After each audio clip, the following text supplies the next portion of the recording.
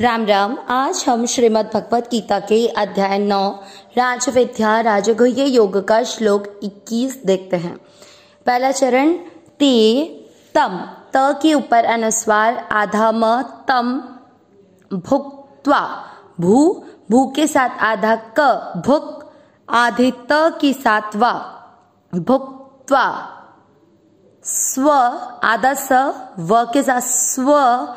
अब ग के ऊपर जो मात्रा है वो है आधार, स्वर्ग, स्वर स्वर, ग पूरा ग में अमिक्स करेंगे, स्वर्ग, लोक शब्द पूरा आने के बाद क पे अनुस्वार आधा म, लोकम, विशाल शब्द पूरा होने के बाद ल पे अनुस्वार आधा म, विशालम। पहला चरण रिपीट। ये भी त्रिष्टुप छंद का श्लोक है तो इसकी राग इस तरह से होगी, ते तम भुक्त्वा स्वर्गलोकम विशालम। दूसरा चरण क्ष, क्षत्रिय से चरण चालू हो रहा है। क्ष का अर्थ होता है आधा क और श से षटकोण पूरा। श से षटकोण पर यहाँ पर बड़ी मात्रा होगी क्योंकि क्षी क्षत्रिय पे बड़ी मात्रा, इसलिए श पे करेंगे तो क्षी, क आधा छोड़ना नहीं है। क्षिणे पुण्य, पू के बाद में आधा अण है, न नहीं है। पुण्य म के साथ आधा र, मर त आधे के साथ य पूरा, त्य मर्त्य, लोक शब्द पूरा आने के बाद क पे अनुस्वार आधा म, लोकम, विश मात्रा के अंदर जो आधा न और त पूरा है, आधे न को आप श के साथ पढ़ेंगे, विशन, त पूरा त पे ई की मात्रा ती, विशंति शब्द। इस चरण को पूरा सेकंड चरण को वापस करेंगे। क्षीणे पुण्य मर्त्यलोकम विशंति। पहला और दूसरा चरण साथ में, ते तम भुक्त्वा स्वर्गलोकम विशालम, क्षीणे पुण्य मर्त्यलोकम विशंति। तीसरा चरण एव शब्द पुराने के बाद व पे अनुस्वार आधा म, एवं आगे त्र, त्र के बाद में य पे बड़ी ई की मात्रा, त्रयी, ई नहीं है, यी, त्रयी, ध म के ऊपर आधे र की मात्रा धर म, त्रयी धर्म, मनु, मनु म में अमिक्स किया, नु की मात्रा छोटी लंबा नहीं खींचना, मनु। प्र, प्र का अर्थ होता है प आधा र पूरा, प्र प के साथ आधा न, प्रपन्ना, प्रपन्ना। तीसरा चरण रिपीट। एवं त्रयी धर्म मनु प्रपन्ना। चौथा चरण देखते हैं। ग में अमिक्स करेंगे, गता, वापस ग में अमिक्स करेंगे, गत शब्द पुराने के बाद त पे अनुस्वार आधा म, गता गतम। काम म में अमिक्स करेंगे, काम, कामा।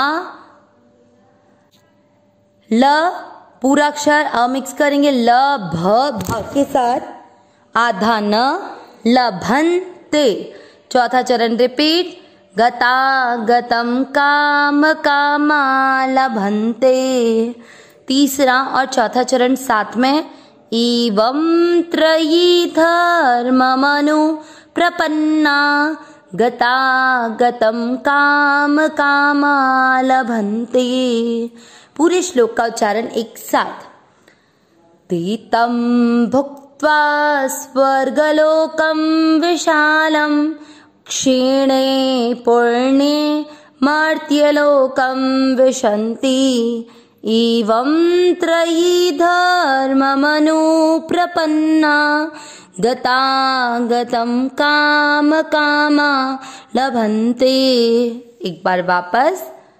ते तम भुक्त्वा स्वर्गलोकम विशालम, क्षीणे पुण्ये मर्त्यलोकम विशन्ति। एवं त्रयी धर्म मनु प्रपन्ना, गता गतम काम कामा लभन्ते। श्लोक का अर्थ देखेंगे। ते यानी वे, तम। अब यहाँ पे जो ते शब्द है वो पहले वाले श्लोकों में जो बात बताई गई थी उन मनुष्यों के लिए प्रयुक्त हुआ है।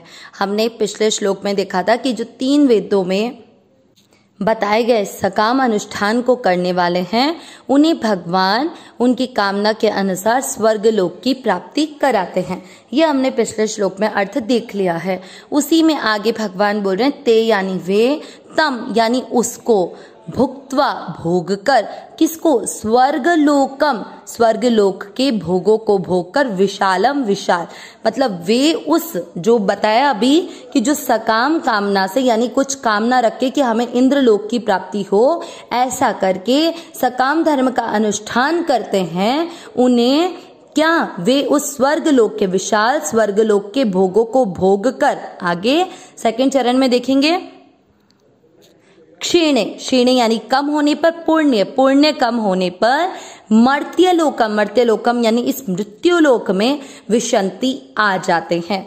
मतलब वे जो अब उन्होंने अनुष्ठान किया था उसके फल स्वरूप भगवान उन्हें इंद्र के लोक यानी किसकी, स्वर्ग लोक की प्राप्ति कराते हैं। एंड जब उनके पुण्य कम हो जाते हैं, क्षीण हो जाते हैं, देन वे पुनः इस मृत्यु लोक में यानी इस धरती पर आ जाते हैं। एवं इस प्रकार त्रयी धर्म, त्रयी यानी 3 धर्म यानी तीनों वेदों में बताया गया जो सकाम धर्म है जिसका अनुष्ठान उन मनुष्यों ने स्वर्गलोक की प्राप्ति के लिए किया, वो म में अमिक्स किया था, म में अमिक्स किया तो अनुप्रपन्ना यानी आश्रय लिए हुए। इस प्रकार उन 3 वेदों में बताए गए सकाम धर्म का आश्रय लिए हुए क्या आता है आगे, गतागतम, गतागतम में 2 शब्द है, गता धन आगत, गता आ की मात्रा तो गता, गत धन आगत यानी जाना और वापस आना यानी आवागमन होना, ठीक है। काम कामा, काम कामा यानी काम की इच्छा रखने वाला, काम यानी भोगों की, तो भोगों की इच्छा रखने वाले को कहते हैं काम कामा, लभन्ते प्राप्त होते हैं। तो इस प्रकार तीनों वेदों में बताए हुए सकाम धर्म का अनुष्ठान आश्रय लिए हुए भोगों की कामना वाले मनुष्य आवागमन को प्राप्त होते हैं। बात समझ में आई कि जब आप तीनों वेदों में बताए गए जो अनुष्ठान है उसको किसी फल की इच्छा से करते हो तो उस फल की, वो आप जो अनुष्ठान करते हो वो अनुष्ठान खाली नहीं जाता, भगवान उसके फलस्वरूप, चाहे आपने कामना से उस यज्ञ को किया है, उस कार्य को किया है, उस साधन को किया है, लेकिन भगवान आपके करने के फलस्वरूप, उसके फलस्वरूप आपको वो चीज प्रदान करते हैं जिसकी इच्छा रख के आपने वो कार्य किया है।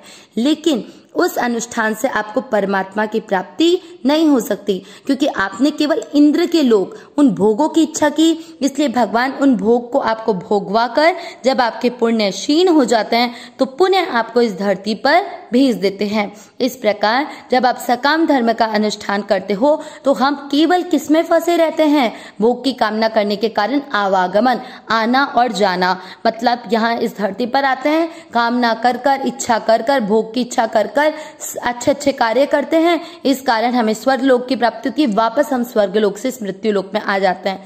इसके बजाय अगर हम उस अनुष्ठान को बिना फल की इच्छा किए, बिना किसी कामना के किए करेंगे तो अवश्य ही हमें परमात्मा की प्राप्ति होगी। अविनाशी सहज सुख राशि, हे नाथ हे मेरे नाथ, मैं आपको भूलूं नहीं। नारायण नारायण नारायण नारायण।